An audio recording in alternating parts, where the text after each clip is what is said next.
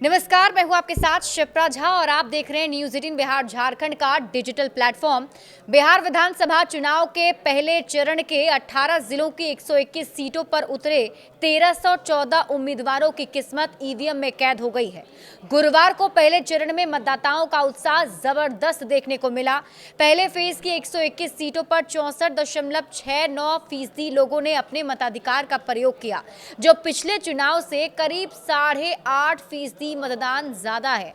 बिहार की सियासत में इस बार के मतदान को अभूतपूर्व माना जा रहा है, क्योंकि प्रदेश के इतिहास में यह सर्वाधिक वोटिंग है। साल 2020 में पहले चरण में 56.1% वोटिंग हुई, लेकिन उस समय पहले फेज में 71 सीटों पर चुनाव हुए थे, जबकि इस बार 121 सीट पर चुनाव हुए हैं।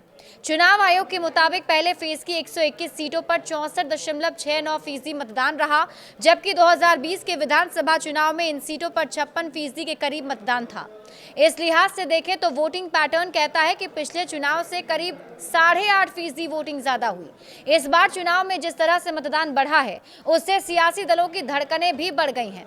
बिहार विधानसभा चुनाव के पहले चरण में 18 जिलों की 121 सीटों पर वोटिंग हुई, जिसमें मुजफ्फरपुर और समस्तीपुर जिले में सबसे ज्यादा मतदान रहा, तो पटना में सबसे कम वोटिंग हुई। मुजफ्फरपुर में 70.96%, समस्तीपुर में 70.63%, मधेपुरा में 67.21%, वैशाली में 67.37%, सहरसा में 66.84%, खगड़िया में 66.36%, लखीसराय में 65.05%, मुंगेर में 60.40%, सिवान में 60.31%, नालंदा में 58.91% और पटना जिले में 57.93% वोटिंग हुई। इस तरह से बिहार के पहले चरण में 64.69% मतदान रहा है। अब आप ये समझिए, 2020 में पहले फेज में 3.70 करोड़ कुल वोटर थे, जिनमें से 2.06 करोड़ वोटर्स ने वोट किया था। लेकिन अब की बार पहले फेज में कुल 3.75 करोड़ वोटर हैं, जो पिछली बार से 5 लाख अधिक हैं, और इस बार की पहले चरण में 64.69% वोटिंग हुई। अब सियासी दल इसे बढ़े पैटर्न को अपने अपने लिहाज से मुफीद बता रहे हैं। बिहार में इससे पहले 1951 से 52, 2020 तक सबसे अधिक 2000 के विधानसभा चुनाव में 62.57% वोट पड़े थे, जबकि 1951 से 52 और फिर 2024 तक हुए लोकसभा चुनाव में बिहार में सबसे अधिक 1998 में 64.60% मतदान हुआ था, जो कि इस बिहार में पहले चरण की सीटों पर हुई वोटिंग ने पछाड़ दिया है। अब बिहार का वोटिंग पैटर्न के संकेत क्या है, ये समझिए। देखिए, वोटिंग फीसदी के बढ़ने का सीधा सीधा असर चुनाव के नतीजों पर भी पड़ता है।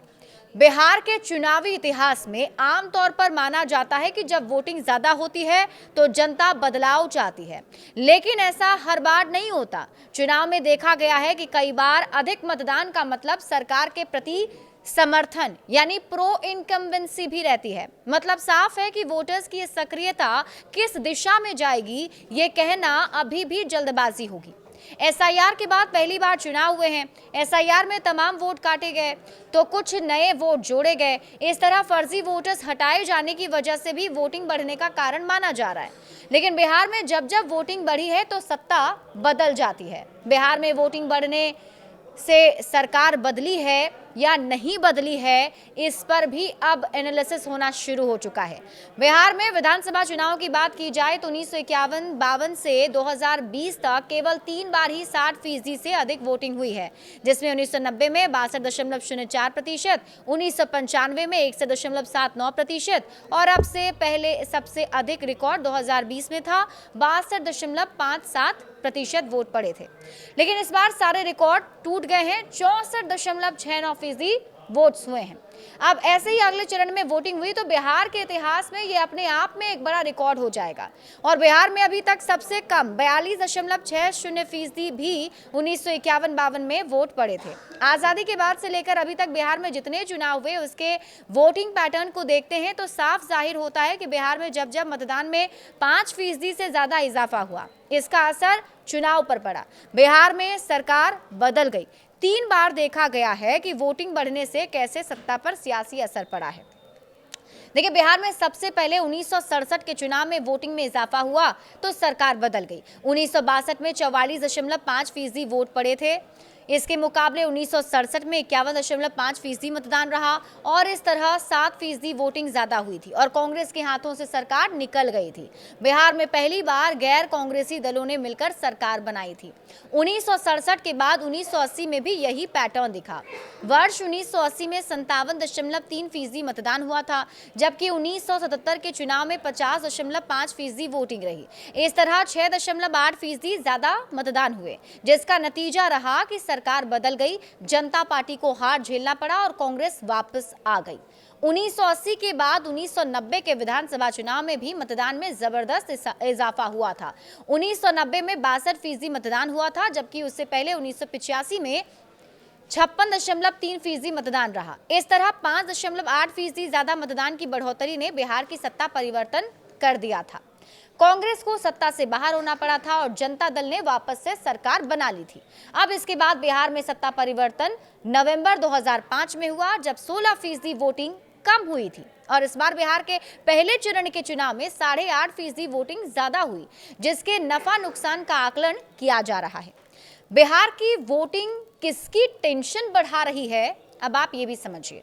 बिहार के पहले चरण में मिथिलांचल, कोसी, मुंगेर डिवीजन, सारण, भोजपुर, बेलकी 121 सीटों पर चुनाव हुए हैं। बिहार में इस बार 2 चरण में चुनाव हो रहा है। पहले चरण की 121 सीटों पर 1314 उम्मीदवार की किस्मत ईवीएम में कैद हो गई, जबकि बाकी 122 सीटों पर 11 नवंबर को मतदान है। पहले चरण में जिस तरह से मतदान में इजाफा हुआ, उसे पिछले वोटिंग पैटर्न के लिहाज से देखें तो नीतीश कुमार की अगुवाई वाली सरकार के लिए सियासी टेंशन बढ़ सकती है।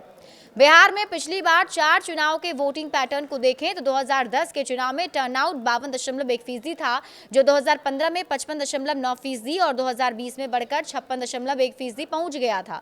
इस बार पहले चरण का वोटिंग पैटर्न देखें तो 64.69% मतदान है और पिछले 3 चुनाव में वोटिंग बढ़ने का लाभ देखें तो नीतीश कुमार को मिला है, लेकिन उसमें इजाफा 2 से 3% का ही था। लेकिन इस बार 8.5% का अंतर है। तो पहले चरण से ही तय हो जाएगी सत्ता की कमान भी, क्योंकि पहले चरण की जिन 121 सीटों पर गुरुवार को चुनाव हुए हैं, उन इलाकों में पिछली बार महागठबंधन और एनडीए के बीच कांटे की टक्कर रही थी। इन 121 सीटों में महागठबंधन 61 सीटें जीती थी, जो एनडीए को 59 सीटें मिली थी। आरजेडी ने 42 सीटों पर जीत का परचम लहराया था, जबकि 32 सीटें बीजेपी ने जीती थी। जेडीयू को 23 सीटें मिली थी और कांग्रेस को 8 सीटें मिली थी। इसके अलावा माले के 7, वीआईपी के 4, सीपीआई और सीपीएम के 2-2 सीटें जीत मिली थी। इसके अलावा एलजेपी 1 सीट पर जीती थी और इस लिहाज से देखें तो महागठबंधन और एनडीए दोनों के लिए पहला चरण काफी अहम है। और बिहार में इस बार समीकरण भी बदल गए हैं।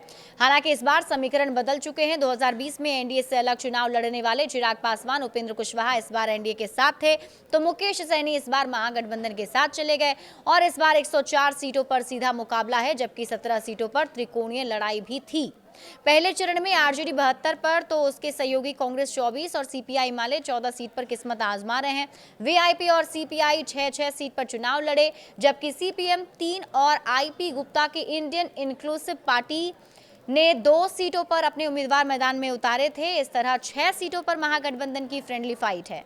वहीं एनडीए की तरफ से जेडीयू पहले फेज में 57 सीट के साथ मैदान में था, तो बीजेपी ने भी 48 सीट पर चुनाव लड़ा है। चिराग पासवान की एलजेपी ने 13 सीटों पर उम्मीदवार उतारे। उपेंद्र कुशवाहा की पार्टी आरएलएम के 2 प्रत्याशी मैदान में हैं और जीतन राम मांझी की हिंदुस्तानी अवाम मोर्चा भी 1 सीट पर चुनाव लड़ी।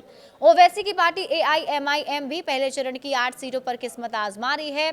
जनसुराज पार्टी ने पहले चरण में 114 सीटों पर उम्मीदवार उतारे थे। ऐसे में देखना है कि पहले चरण की सियासी बाजी किसके नाम होती है। बड़े अपडेट्स के लिए आप जुड़े रहिए न्यूज़ 18 बिहार झारखंड के साथ।